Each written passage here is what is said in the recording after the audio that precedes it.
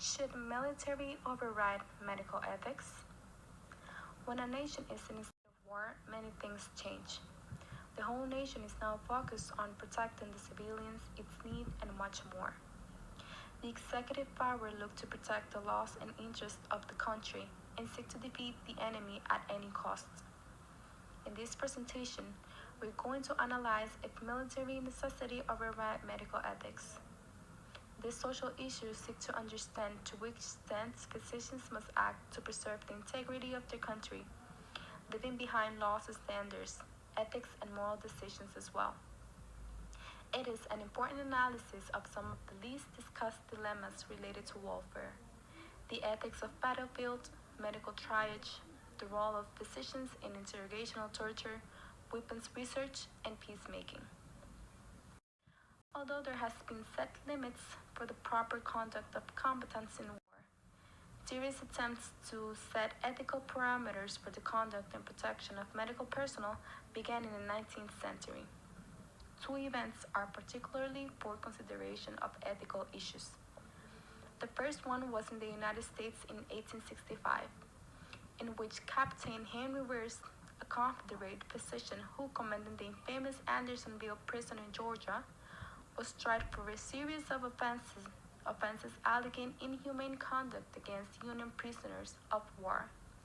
His argument was that superior orders mitigated this behavior. In addition, the Geneva Agreement created the International Red Cross, which protects medical personnel and wounded.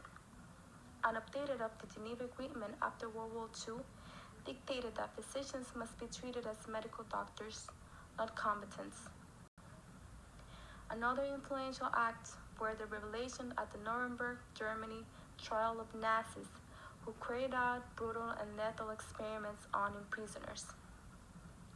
One of them was for the benefit of the German army, whose frontline soldiers suffered greatly from gas gangrene. Doctors at the Ravensbrück concentration camp performed studies to test the effectiveness of sublaminate and other drugs in curbing such infections.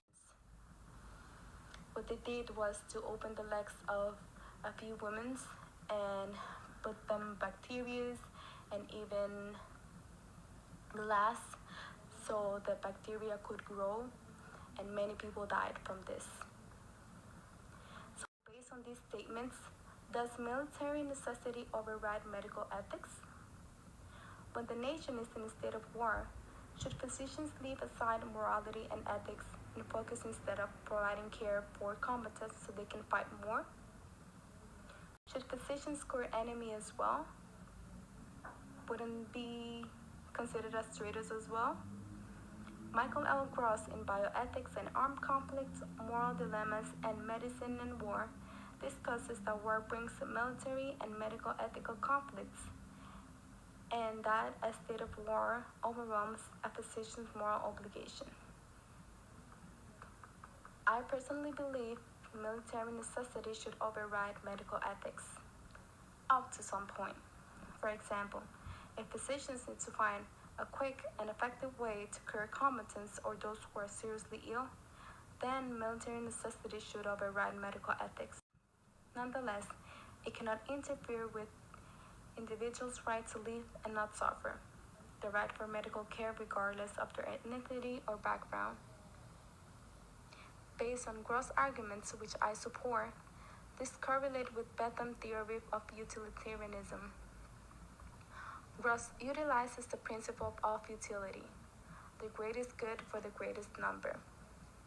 And the way he does it is by explaining the importance of curing combatants as quick as possible to protect civilians. Perhaps a few people will suffer, but at the end, which is the main focus of utilitarianism, the vast majority will enjoy peace, which is a desired state of tranquility Bentham and Stuart Mill always mention. Moreover, although Gross is against torture, he raises the clear possibility that there could be times when interrogational torture might be morally accepted. In conclusion, military necessity gains further moral value from the state's role in protecting citizens' individual rights to life and the pursuit of their own utility. the state represents collective welfare of the community as a community, above and beyond the welfare of individual citizens. Thank you.